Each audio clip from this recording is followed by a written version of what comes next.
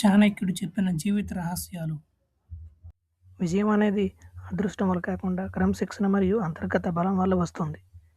సవాళ్లు అధిగమించడానికి చాణక్యుడు అనుసరించిన వ్యూహాలు నేటికి ప్రాసంగికంగా ఉన్నాయి. నిజమైన శక్తి తరచుగా నిశ్శబ్దంలోనూ, నిరంతర ఎదుగుదలలోనూ ఉంటుంది.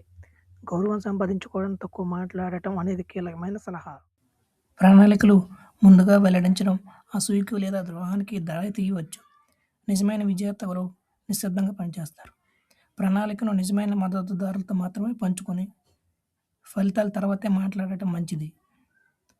సమయమే గొప్ప సంపద అని నొక్కి చెప్పబడింది మరియు దాన్ని సమర్థవంతంగా నిర్వహించడమే విజయానికి కీలకం. సమయం అనేది పరిమితమైనది మరియు పునరుత్పాదకం కాని వనరు. మూలతత్వం: ఈ ప్రపంచంలో కొనలేనిది కాలం ఒకటే అని చాణక్యుడు తరచుగా బోధించేవాడు. సమయాన్ని గౌరవించడంలో క్రమశిక్షణ, సమయపాలన మరియు పరధ్యానాల కంటే అర్థవంతమైన పనులకు ప్రాధాన్యత ఇవ్వడం వంటివి ఉంటాయి. ఈ వ్యూహాత్మక నిశ్శబ్దాన్ని క్రమబద్ధమైన మరియు సమయ నిర్వహణలో కలపడం ద్వారా సూపర్ సక్సెస్ అని పిలిచే దానికి పునాది వేసుకోవచ్చు.